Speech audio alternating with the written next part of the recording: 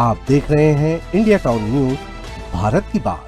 नमस्कार, आप देख रहे हैं इंडिया टाउन न्यूज और मैं हूं आपके साथ सुरभि शुक्ला। स्वागत है आपका हमारे खास बुलेटिन मध्य प्रदेश की खबरों में, जहां हम आपको मध्य प्रदेश की महत्वपूर्ण खबरों से रूबरू कराएंगे। तो चलिए बुलेटिन की शुरुआत करते हैं। ट्राइडेंट ग्रुप बुधनी के चेयरमैन राजेंद्र गुप्ता ने राज्यसभा सदस्य के रूप में शपथ ग्रहण की। वे पंजाब से निर्विरोध निर्वाचित हुए और गुप्ता बुधनी के जाने माने उद्योगपति हैं।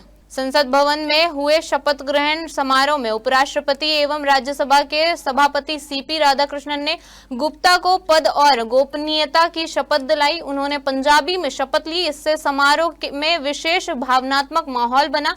राजेंद्र गुप्ता ने शपथ के बाद कहा कि वे अपने औद्योगिक अनुभव का उपयोग पंजाब के विकास, उद्योग क्षेत्र के विस्तार और युवाओं के लिए रोजगार के अवसर बढ़ाने में करेंगे। Doctor Rai super speciality and cancer hospital Sagar के सहयोग से विशाल स्वास्थ्य शिविर का आयोजन छतरपुर पुलिस लाइन स्थित पुलिस अस्पताल में किया गया। शिविर में पुलिस अधिकारियों और कर्मचारियों का स्वास्थ्य परीक्षण किया गया। एसपी अगम जैन ने बताया कि पुलिस स्वास्थ्य सुरक्षा योजना के तहत आज पुलिस कर्मियों के लिए स्वास्थ्य शिविर का आयोजन किया गया, जिसमें विशेषज्ञ डॉक्टर्स द्वारा स्वास्थ्य परीक्षण किया गया। शिविर में बड़ी संख्या में पुलिसकर्मी, होमगार्ड जवान और फॉरेस्ट के जवानों का निःशुल्क स्वास्थ्य परीक्षण एवं उपचार किया गया।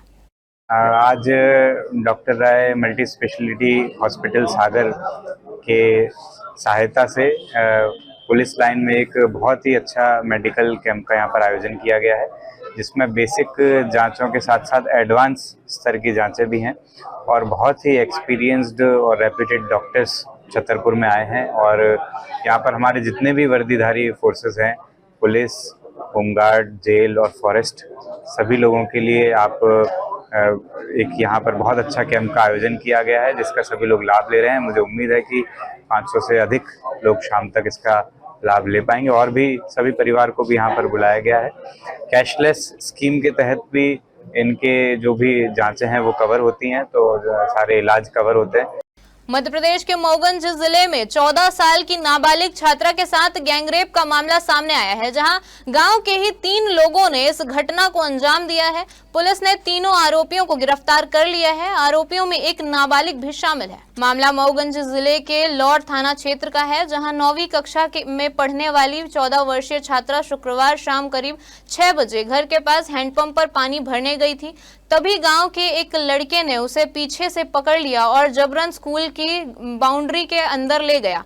वहां उसके 2 और साथी पहले से मौजूद थे, जिसके बाद तीनों ने स्कूल के पीछे ले जाकर उसके साथ दुष्कर्म किया। जब छात्रा ने विरोध किया तो आरोपियों ने उसके साथ मारपीट भी की। आरोपी छात्रा को छोड़कर भाग गए। परिजनों को छात्रा घर के पास ही एक खेत में बेहोश हालत में मिली। होश में आने पर उसने अपनी मां को पूरी घटना बताई, जिसके बाद परिजनों ने पीड़िता के साथ थाने जाकर मामले की रिपोर्ट दर्ज कराई। कल की एक बड़ी दुर्भाग्यपूर्ण घटना है, जिसमें कल शाम की इसमें एक नाबालिग बच्ची के साथ ये दुष्कर्म का मामला सामने आया था। इसमें 3 लोग इन्वॉल्व थे इसमें, और उसमें एक नाबालिग है। और इसमें पुलिस द्वारा तत्परता पूर्वक कार्रवाई करते हुए इसमें FIR दर्ज की गई और इसमें जो है तीनों जो संबंधित जो आरोपी हैं उनको इसमें राउंड अप किया गया है और जो पीड़िता है उसको उपचार के लिए भेजा गया और पीड़िता की स्थिति अभी सामान्य है। और पुलिस द्वारा जो भी बेस्ट होगा इसमें हम कार्रवाई करेंगे, उसका हम कोशिश करेंगे जल्द से जल्द इसका इन्वेस्टिगेशन हो और इसमें जो पीड़िता के साथ न्याय हो और इनमें जो दोषी लोग हैं उनके खिलाफ कठोर दंडात्मक कार्रवाई हो। सनावद क्षेत्र के ग्राम बासवा के ग्रामीणों ने सड़क और बिजली की समस्या को लेकर आज इंदौर इच्छापुर हाईवे पर बासवा फाटे के पास जाम लगा दिया है। वे मोहन सरकार के खिलाफ लगातार नारेबाजी करते रहे। करीब 3.5 घंटे तक चले चक्का जाम में सैकड़ों वाहन फंसे रहे। ग्रामीणों का कहना था कि बड़वा से धनगांव तक की सड़क का निर्माण करने वाली केदारेश्वर कंपनी द्वारा सड़क का निर्माण नहीं किया जा रहा है। अनेक बार कंपनी से निवेदन किया जा चुका है, जबकि हाईवे निर्माण के चलते उपयोग में आ रही सड़क का मेंटेनेंस और निर्माण कार्य कंपनी को कराना चाहिए। इस जर्जर सड़क पर आए दिन दुर्घटनाएं होती हैं। साथ ही बांसवा ग्राम में केबल वायर टूटने और आवेशियों को करंट लगने जैसी घटनाएं होने, दिन में 10 से 15 बार बिजली गुल होने की समस्या भी प्रमुखता से उठाई गई। जनपद सदस्य जितेंद्र सोलंकी ने एसडीएम सत्यनारायण दर्रो से कंपनी द्वारा कार्य नहीं कराने एवं बिजली विभाग द्वारा ध्यान न दिए जाने को लेकर अनेक सवाल किए हैं। 3.5 घंटे चले धरना प्रदर्शन और चक्का जाम में दोनों दिशाओं में सैकड़ों वाहन जाम में फंसे रहे। मुख्य रूप से 2 मांगे थी। इसके अलावा अतिरिक्त और मांगों पे हम लोग अभी बात करेंगे वरिष्ठ कार्यालय से। अभी मेन था जो सनावत से बांसवा तक का जो रोड खराब हुई है, उसको एनएचआई के द्वारा अभी 15 दिन का उन्होंने समय मांगा है। काम तो आज से चालू हो गई है, लेकिन जो इनका सैंक्शन का एक कोई बचा है उसके लिए उन्होंने कहा है कि हमको 15 दिन का टाइम चाहिए। तो उसी के आधार पे हमने इनसे बात करके की है। और विद्युत विभाग की जो मांगे हैं, विद्युत विभाग ने, आपको पता होगा कि 2 दिन पहले से ही उन्होंने काम चालू करा दिया है, लेकिन उन्होंने भी हमें पूरी व्यवस्थित करने के लिए 7 दिन का टाइम मांगा है। वही टाइम हमने ग्रामीणों को बताया। उसके उपरांत आश्वासन के बाद चक्का जाम हो गया। सर, ये चक्का काफी ज्यादा परेशानी हो रही है। सुबह चाचा जी का डेथ हुआ है हार्ट अटैक से बॉम्बे हॉस्पिटल में, तो देन वो सिराली गया और अभी सिराली पहुंचना बहुत इंपॉर्टेंट है और 2.5 घंटे तो नहीं फंसा। कौन सी बस में आप? मैं एमएसटी में 6 से 7 एम्बुलेंस फंसी है जाम में। उधर भी 3 एम्बुलेंस है, इधर भी 3 एम्बुलेंस है। एंड एक गाँव वालों का कंडोलेंस हो गया है, रोड का काम भी चालू हो गया, देन फिर भी कुछ नहीं हो रहा है। देन एसडीएम सर और खड़े पे यहाँ पे। परिवार के कौन लोग आपके? चाचा जी टेस्टी वहाँ पर रखी हुई है आपका इंतजार कर रहा है? वो लोग रखे होंगे ना सर, क्यों नहीं इंतजार करेंगे, परिवार का बच्चा होगा। हमारी समस्या ये थी मांग कि जो रोड जर्जर हो चुका है, जो गड्ढे हैं, इनकी नवीनीकरण के लिए, और दूसरी समस्या बिजली के लिए थी, जो किसानों को बड़ी समस्या हो रही है। तो क्या मांग, इसका जो आपने क्या प्रोसीजर रहा था और चक्का जाम किया आप लोगों ने? कितने घंटे तक चक्का जाम किया है? ये लगभग 10 बजे स्टार्ट हुआ था, लगभग 3.5 घंटे चक्का जाम चला। जब अधिकारियों ने ये आश्वासन दिया है बिजली विभाग ने कि करीबन 7 दिन के अंदर बिजली की समस्याएं दूर करेंगे और 15 दिन के अंदर रोड का काम, अभी नवीनीकरण नहीं होगा, सिर्फ गड्ढे की मरम्मत होगी। उसके 15 दिन बाद नवीनीकरण का होगा। अगर नहीं हुआ तो 16वें दिन वापिस यही धरना बड़े स्तर पर होगा। ये मैं बताना चाहता हूँ कि ये जो रोड है, ये बड़वा से लेके धनगांव तक, इसका 22 किलोमीटर का रोड पिछले नंद कुमार सिंह चौहान जी थे उस समय स्वीकृत हो चुका था। कई पेपर कटिंगे, कई न्यूज़े, और उसका स्वीकृति भी था। दोनों साइड रोड बनने के साथ दोनों साइड 4 लाख लगाने का था। लेकिन आज कंडीशन ये बनी हुई है कि ये बांसवा से, सनाव से लेके बांसवा तक पूरी तरीके से रोड की स्थिति 6 साल से खराब है। कई लोगों की जान चली गई है और धनगांव से लेके नदी तक, भूतिया नदी तक भी यही स्थिति पड़ी है पिछले 6 सालों से। साथ ही पक्षपात और बात ये सवाल इस बात का है कि भानगढ़ से लेके धनगांव तक मात्र 1.5 किलोमीटर का रोड, जो पिछले साल भी नवीनीकरण हो गया और उसके पिछले साल भी नवीनीकरण हो गया। भानगढ़ से धनगांव तो एक भी गड्ढा नहीं है, एक भी जगह रोड डैमेज नहीं। लेकिन क्या कारण रहा कि धनगांव से भूतिया नदी तक, सनाव से बांसवा तक इस रोड को 6 साल से छोड़ रखा है। बालोद के अंतर्राष्ट्रीय रंगोली कलाकार प्रमोद साहू ने हैदराबाद के आर्ट फेस्टिवल में छत्तीसगढ़ी परंपरा की झलक पेश की। उन्होंने घुमका के बुजुर्ग किसान मुटुकराम देहारी की हाथ में डांग पकड़े हुए जीवंत तस्वीर को हाइपर रियलिस्टिक रंगोली में उतारा। 2 घंटे में 150 से अधिक तस्वीरें लेने के बाद बनाई गई इस रंगोली में किसान के चेहरे की झुर्रियां, भाव और सादगी इतनी बारीकी से उकेरी गई कि दर्शक इसे पोस्टर समझ बैठे। प्रमोद ने बताया कि उनका उद्देश्य छत्तीसगढ़ की मिट्टी, संस्कृति और सरल जीवन की भावना को देश विदेश में दिखाना है। आपको बता दें कि Hyderabad state gallery of art में आयोजित माजदा आर्ट फेस्टिवल में देश भर से लगभग 300 कलाकार शामिल हुए, जिसमें केवल 5 अंतर्राष्ट्रीय कलाकार विशेष अतिथि के रूप में आमंत्रित थे। प्रमोद साहू ने 3D और हाइपर रियलिस्टिक रंगोली में सामाजिक और सांस्कृतिक विषयों पर काम करते हुए घर की आंगन की रंगोली को अंतर्राष्ट्रीय पहचान दिलाने की दिशा में पहल की है। जिले में एक महिला से नौकरी दिलाने के नाम पर शारीरिक संबंध बनाने की मांग का मामला सामने आया है। महिला ने इसकी शिकायत कोतवाली थाना में दर्ज कराई थी, जिसके बाद पुलिस ने आरोपी युवक को गिरफ्तार कर जेल भेज दिया है। जानकारी के अनुसार महिला ने जिला अस्पताल धमतरी में जीवन दीप समिति में वार्ड आय के पद के लिए आवेदन किया था। इसके बाद जीवनदीप समिति के वार्ड बॉय राहुल इलमकर ने महिला को फोन कर मिलने के लिए बुलाया। महिला जब कार्यालय पहुंची तो आरोपी ने नौकरी के लिए 30-40 हजार रुपए देने या शारीरिक संबंध बनाने की मांग की। महिला द्वारा विरोध करने पर आरोपी ने उसके साथ अभद्र और अशोभनीय व्यवहार किया। महिला ने घटना की शिकायत एसपी से की, जिसके निर्देशन पर थाना प्रभारी ने मामले की गहनता से जांच की। जांच में आरोपी सिद्ध होने पर पुलिस ने आरोपी राहुल इलमकर को गिरफ्तार कर जेल भेज दिया है। अभी कुछ समय से मीडिया के माध्यम से और अन्य माध्यमों से हमें पता चल रहा था कि एक प्रार्थिया के द्वारा जीवनदीप समिति में नौकरी लगाने के नाम पर अश्लील गतिविधि और मांग की शिकायत दर्ज कराई गई थी, किंतु जैसे ही हमको शिकायत प्राप्त हुआ है हमने उसमें अपराध पंजीबद्ध किया है और अपराध पंजीबद्ध कर आरोपी गिरफ्तार कर नियमानुसार कार्रवाई की जा रही है। सर, आरोपी गिरफ्तार कर लिया गया? आरोपी गिरफ्तार कर लिया गया। उनके द्वारा क्या कहा गया? जो हम लोगों ने हमारे पास जब आवेदन विभिन्न माध्यमों से प्रार्थिया के द्वारा अलग अलग जगह पर आवेदन किया गया था, डायरेक्ट पुलिस के पास आवेदन उनके द्वारा नहीं किया गया था। जब आवेदन पुलिस को प्राप्त हुई तब हमने प्रार्थिया का कथन लिया है। प्रार्थिया का कथन के आधार पर जीवनदीप समिति में जो वार्ड आया है उसके नौकरी लगाने के नाम पर अनुचित मांग की गई थी और उस मांग के आधार पर हमने नियमानुसार संबंधित धाराओं पर कार्रवाई की है। देवभोग पुलिस ने 22 नग बेशकीमती हीरा पत्थरों के साथ 2 तस्करों को गिरफ्तार किया है। पुलिस ने आरोपियों के कब्जे से लगभग 2,30,000 रुपए मूल्य के हीरा पत्थर भी जब्त किए हैं।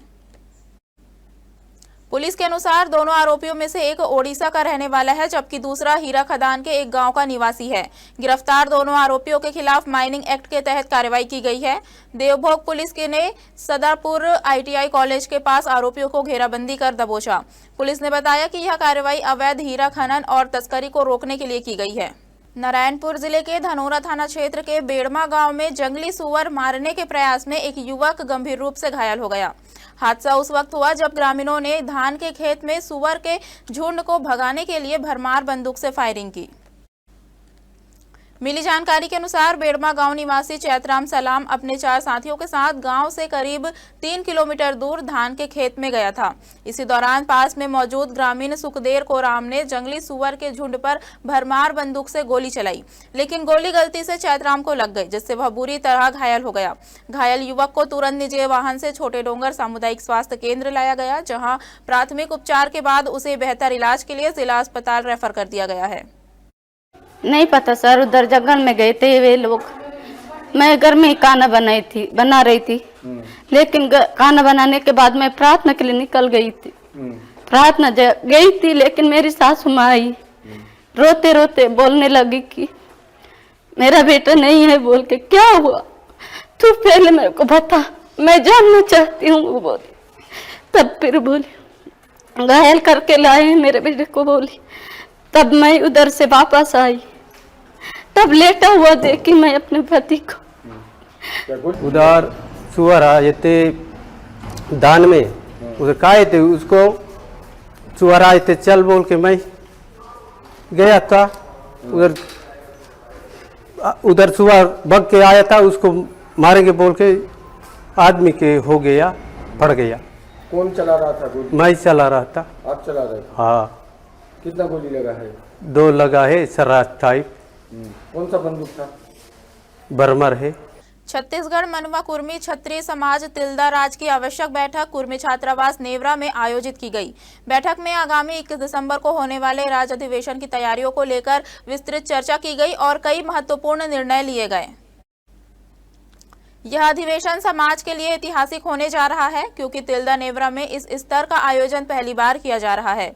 बैठक में निर्णय लिया गया कि अधिवेशन में समाज के ही प्रमुख जनप्रतिनिधियों और वरिष्ठ जनों को मुख्य अतिथि एवं विशिष्ट अतिथि के रूप में आमंत्रित किया जाएगा। इसके साथ ही समाज के प्रतिभावान छात्र छात्राओं का सम्मान और खुला मंच कार्यक्रम जैसे आयोजन भी रखे जाएंगे। इसके अलावा बैठक में केंद्रीय समिति द्वारा अनिवार्य चंदा के मुद्दे पर भी चर्चा की गई, जिस पर कई सदस्यों ने विरोध के स्वर प्रकट किए। उपस्थित सदस्यों ने सुझाव दिया कि समाज में एकता और सहयोग की भावना को बनाए रखते हुए इस विषय पर सर्वसम्मति से निर्णय लिया जाना चाहिए। सड़क दुर्घटनाओं में कमी लाने के लिए खंडवा पुलिस ने एक अच्छी पहल की है, जिसमें जिले के सभी ट्रैक्टर ट्रॉलियों पर रेडियम वाले स्टॉप लिखे स्टिकर लगाए जा रहे हैं। यह अभियान पूरे खंडवा जिले में चलाया जा रहा है। इस पहल की शुरुआत करते हुए खंडवा एसपी मनोज कुमार राय ने स्वयं ट्रैक्टर ट्रॉलियों पर रेडियम वाले स्टॉप लिखे स्टिकर लगाए। इस दौरान एएसपी शहर महेंद्र तारणेकर, एएसपी ग्रामीण राजेश रघुवंशी, ट्रैफिक डीएसपी और ट्रैफिक थाना प्रभारी मौजूद रहे। एसपी राय ने कहा कि रात के समय ट्रैक्टर ट्रॉली पीछे से दिखाई नहीं देते और वाहन टकरा जाते हैं। कई बार लोगों की मौत तक हो जाती है। ट्रैक्टर ट्रॉली पर पीछे कोई इंडिकेटर भी नहीं होता है। इसी को देखते हुए खंडवा जिले की सभी ट्रैक्टर ट्रॉलियों पर रेडियम वाले स्टॉप लिखे स्टिकर लगाए जा रहे हैं। एसपी ने कहा कि 16,000 स्टिकर भी बनवाए गए हैं। देखिए, आप सबको पता है कि सड़क दुर्घटनाओं में काफ़ी लोगों की मृत्यु हो जाती है और उसके पीछे कई बार ये कारण होता है कि शाम के अंधेरे के बाद जब ट्रैक्टर रोड पे चलते हैं, पीछे कोई इंडिकेटर ट्रालियों में न होने के कारण भी कई बार लोग ट्राली के अंदर घुस जाते हैं और वहाँ दुर्घटनाएं उसमें कारित होती हैं और फैटल इंजरीज भी होती हैं। इसी कड़ी में हम लोगों ने निर्णय लिया है कि ज़िले के जितने भी ट्रैक्टर ट्रालियाँ हैं उनके पीछे एक स्टिकर लगाए जाए और रेडियम युक्त स्टिकर हैं, जिसके कारण रात में कोई भी पीछे से अगर गाड़ी लेके कोई चालक जा रहा है तो उसको स्पष्ट दिखेगा कि गाड़ी में पीछे ट्रैक्टर है, उससे दूरी बना के जाना। इसी कड़ी में आज ये शुरुआत की गई है।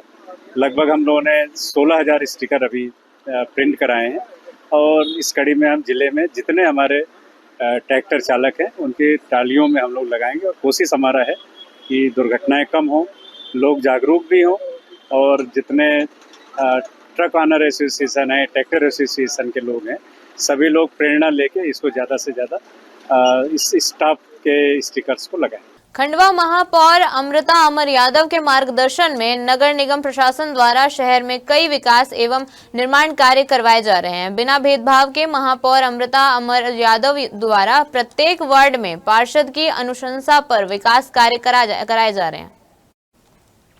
अंतर्राष्ट्रीय स्तर के स्विमिंग पूल के पूर्ण होने के बाद नगर निगम के नए कार्यालय का कार्य तेजी से चल रहा है, जो जल्द ही बनकर तैयार होगा। कार्यालय तैयार होने पर शहर की जनता के हितों से जुड़े सभी कार्य एक ही स्थान पर होंगे। प्रवक्ता सुनील जैन ने बताया कि महापौर अमृता अमर यादव के मार्गदर्शन में शहर के प्रमुख स्थानों पर डामरीकृत सड़कों का निर्माण चल रहा है। शीघ्र ही मेडिकल चौराहे से टाउन नगर निगम होते हुए घंटाघर मुंबई बाजार रेलवे स्टेशन तक एवं जलेबी चौक से नगर निगम तक कंक्रीट रोड का निर्माण होगा। निगम की आर्थिक स्थिति को और मजबूत करने के लिए टाउन हॉल स्थित नगर निगम कार्यालय के स्थान पर 4 मंजिला मॉल बनाने की प्रक्रिया भी प्रारंभ हो चुकी है। शनिवार को महापौर अमृता ने परिषद अध्यक्ष अनिल विश्वकर्मा, MIC के सदस्यों एवं नगर निगम अधिकारियों के साथ निर्माण कार्यों का अवलोकन किया। महापौर अमृता अमर यादव ने नगर निगम की पूरी टीम के साथ स्टेडियम पर बन रही नवीन दुकानों, नगर निगम के नए कार्यालय और स्मार्ट सिटी के बन रही पानी की टंकी और शहर में बनाई गई डामरीकृत सड़कों को देखा। खंडवा पॉलिटेक्निक कॉलेज में चल रही अनियमितताओं को लेकर अखिल भारतीय विद्यार्थी परिषद द्वारा जमकर हंगामा किया गया। परिषद के नगर मंत्री दीपांशु पटेल ने बताया कि पॉलिटेक्निक कॉलेज में लंबे समय से कई प्रकार की अनियमितताएं चल रही थी। प्राचार्य महाविद्यालय में आते नहीं है, वॉशरूम की सफाई नहीं होती, ST/SC के विद्यार्थियों को बुक नहीं मिलती है और पुस्तकालय में कोई प्रभारी नहीं है। वाटर कूलर में काई जमी हुई है, छत से पानी टपकता है और भवन भी जर्जर हो चुका है। इन समस्याओं को लेकर महाविद्यालय का घेराव कर 3 घंटे तक प्रदर्शन किया गया एवं कलेक्टर के नाम ज्ञापन दिया गया। मौके पर पुलिस बल मौजूद रहा। समझाइश इसके बाद छात्रों ने धरना प्रदर्शन समाप्त किया। छात्रों के मुताबिक पुलिस प्रशासन द्वारा कार्रवाई को लेकर 7 दिन का आश्वासन दिया गया है। प्राचार्य कई समय से लापता है कॉलेज से। कॉलेज में आज तक प्राचार्य महोदय 2-3 साल से दिखे ही नहीं है। कॉलेज में प्राचार्य से अगर कुछ काम रहता है तो उनको फ़ोन लगाना पड़ता है। कॉलेज में प्राचार्य आते नहीं है, उनको फ़ोन लगाओ तो वो ऐसा बताते कि मैं छुट्टी पे हूँ या मेरी ऊपर तक बातचीत है, मैं नहीं आता हूँ। उनको किसी प्रकार की समस्या है तो वो खुद ही कर लो। तो प्राचार्य है तो उनकी जो जिम्मेदारियाँ है उनसे वो हट गए हैं पीछे, उसको अवगत कराने के लिए प्रदर्शन कर रहे हैं। देवास जिले की खातेगांव तहसील के ग्राम संदलपुर स्थित कस्तूरबा गांधी बालिका छात्रावास की बालिकाएं शनिवार को अपनी पीड़ा और समस्याओं को लेकर खातेगांव पहुंची। उन्होंने पहले थाना प्रभारी विक्रांत झंझोट को अपनी शिकायतें बताई। बच्चियां कलेक्टर के नाम का आवेदन लेकर थाने पहुंची थी। टीआई ने बच्चियों को एसडीएम ऑफिस जाने की सलाह दी थी और उस आवेदन को एसडीएम को व्हाट्सएप भी किया। इसी दौरान बस स्टैंड से लोक स्वास्थ्य और चिकित्सा शिक्षा राज्य मंत्री नरेंद्र शिवाजी पटेल का काफिला गुजर रहा था। छात्राओं ने मंत्री काफिला रोक लिया और मंत्री को अपनी व्यथा सुनाई। चर्चा के दौरान बालिकाएं रो पड़ी। मंत्री पटेल ने उन्हें शांत कराया और अपनी गाड़ी और काफिले की अन्य गाड़ियों में बच्चियों को बैठाया और सीधे संदलपुर छात्रावास पहुंच गए। मंत्री ने हॉस्टल के सभी कमरों और रसोई का निरीक्षण किया। कलेक्टर को फोन पर छात्रावास की अव्यवस्थाओं को लेकर निर्देश दिए। मंत्री ने कहा, यदि 7 दिन के भीतर सुधार नहीं हुआ तो मैं फिर से हॉस्टल आऊंगा। उन्होंने बालिकाओं को अपना व्यक्तिगत नंबर भी दिया और कहा कि किसी भी परेशानी की स्थिति में वे सीधे उन्हें फोन करें। बालिकाओं ने मंत्री को रात के समय सीसीटीवी कैमरे बंद कर गेहूं की ट्रॉलियां बेचे जाने और अज्ञात लोगों के आने जाने जैसी घटनाओं की जानकारी दी। मंत्री ने कहा कि भोजन की गुणवत्ता घटिया स्तर की पाई गई है। एलसीडी और कुछ कैमरे भी बंद मिले हैं। देखिए, कुछ बेटियां खातेगांव में मुझे मिली थी। उन्होंने अपने कस्तूरबा गांधी छात्रावास की कुछ शिकायतें मुझे कही थी, तो मैंने वहीं से कलेक्टर साहब से संपर्क करने का प्रयास किया था, परंतु वो किसी बैठक इत्यादि में व्यस्त थे तो बातचीत नहीं हो पाई थी। तो मैंने बेटियों से स्वयं कहा कि मैं स्वयं चलता हूँ, मैं स्वयं देख के आता हूँ और मैं स्वयं यहाँ देखने आया हूँ। इस बीच में कलेक्टर साहब से भी संपर्क हो गया है। मैंने उनको निर्देश दिया है कि जो भी यहाँ की शिकायतें हैं उनका 7 दिन के अंदर निराकरण कर दें। 7 दिन बाद मैं स्वयं आके दोबारा इन व्यवस्थाओं को देखूंगा। मेरे को तो अनेकों जो सुधार की गुंजाइश मेरे को लगता है कि कई ऐसी चीज़ें मुझे दिखी जिसमें सुधार की गुंजाइश है, सुधार की आवश्यकता है। निश्चित रूप से वो बिंदु मैंने प्रशासन को अवगत कराऊंगा और 7 दिन बाद उनको देखूंगा और 7 दिन के अंदर यदि वो व्यवस्थाएं नहीं सुधरेंगी तो आप सबसे भी चर्चा करूंगा। अगर हम मैम की शिकायत करते हैं आगे और तो वो हम पे दबाव डाल देते हैं कि अगर तुम बोलोगे तो मैं आपकी टीसी दे दूंगी, तुम्हारे घर पहुंचा दूंगी, और हमको चिल्लाते हैं और दबाव डालते हैं और सुबह ठंडे पानी से नहाते हैं हम और भी कुछ बोलते तो वो उल्टा हम पे दबाव डालते हैं। भोजन कैसा मिलता है? भोजन अच्छा नहीं मिलता है, बहुत दाल में पानी पानी, शाम को दूध भी, सुबह चाय भी बिल्कुल पानी पानी मिलती है, कुछ भी ठीक नहीं मिलता है। उनके 6 बजे जेम्स अलाउड नहीं थे, तो फिर रात के 10 बजे आए थे और उन्होंने 1-2 ट्राली गेहूँ ले गए और वो हमें गंदे गंदे इशारे भी कर रहे। हमें निम्न प्रकार की समस्या, हमें भोजन अच्छा नहीं मिल रहा है और मेन्यू अनुसार तो कुछ सामान नहीं मिल रहा है और ना मैम हमसे अच्छा व्यवहार करती है। और एक बार ऐसा हुआ कि हमारी मैम ने गेहूँ से 1 ट्राली गेहूँ भिजवाए, पता नहीं कहाँ, और भरोसे बोलते हैं कि वो हमारे घर गए। बुरहानपुर शहर के आधा दर्जन से अधिक वार्ड और नजदीकी ग्राम पंचायत एमा गिर्द के आजाद नगर के नागरिक उल्टी दस्त व डायरिया के शिकार हो गए हैं। सभी मरीजों को जिला अस्पताल में भर्ती कराया गया है। वहीं अस्पताल पहुंचे मरीजों में सबसे ज्यादा बच्चों की संख्या पाई गई है। बुरहानपुर शहर के लोहार मंडी आजाद वार्ड, चंद्रकला वार्ड, आजाद नगर, कालाबाग क्षेत्र से ज्यादा संख्या में मरीज जिला अस्पताल में इलाज के लिए पहुंच रहे हैं। सूचना मिलने पर संबंधित वार्ड के पार्षद जिला अस्पताल पहुंचे। जिला अस्पताल में इलाज की ठीक व्यवस्था नहीं होने पर पार्षदों ने नाराजगी जाहिर करते हुए कलेक्टर हर्ष सिंह को फोन पर इसकी शिकायत भी की। मरीजों व वार्ड पार्षदों का दावा है कि गंदे पानी की सप्लाई के कारण डायरिया फैला है। उधर जिला अस्पताल प्रबंधन का कहना है कि मरीजों के ब्लड सैंपल जांच के लिए भेजे गए हैं। जांच रिपोर्ट आने के बाद ही कहा जा सकता है कि डायरिया किस कारण से फैला है। फिलहाल जिला अस्पताल में मरीजों का इलाज किया जा रहा है। मरीजों की बढ़ती संख्या को देखते हुए 2 वार्ड अलग से बनाए जाएंगे। वहीं नगर निगम आयुक्त संदीप श्रीवास्तव ने मामले की जांच के आदेश दे दिए हैं। पानी की जांच और वार्डों में साफ सफाई एवं अन्य व्यवस्था भी की जाएगी। सुबह ही हमको आरएमओ डॉक्टर गौड़ साहब से ये जानकारी मिली है कि पिछले 24 घंटों में लोहार मंडी और आज़ाद वार्ड क्षेत्र के कुछ 40 के आसपास पेशेंट हैं जहाँ डायरिया का जिनको शिकायत हुई है। तो सुबह हम लोग की एक टीम वहाँ पे गई है, पेशेंट्स को ट्रेस कर रहे हैं उनके घरों तक जाके। अभी एक टीम और रवाना हो रही है, साथ में जो केमिस्ट हैं जो वाटर सैंपल लेने के लिए उनको भी भेज रहे हैं। तो अभी आज दिन में ही इसको हम लोग कंटेन करने की कोशिश कर रहे हैं और जहाँ जहाँ इसका सोर्स होगा उस सोर्स को टर्मिनेट करके और जो भी रीज़न होंगे वो भी पता लगाने की कोशिश करेंगे। पानी की भी जांच की जा रही क्या है? ऑब्वियसली डायरिया अगर फैला है तो उसमें एक तो मतलब फूड का हो सकता है कि अभी चूँकि मैरिज का सीज़न भी स्टार्ट हो चुका है, और अगर पानी में कंटेमिनेशन है तो उसकी भी जाँच करेंगे। हमारे खास बुलेटिन मध्य प्रदेश की खबरों में फिलहाल इतना ही। देखते रहिए इंडिया टाउन न्यूज, भारत की बात। नमस्कार। आप देख रहे हैं इंडिया टाउन न्यूज, भारत की बात।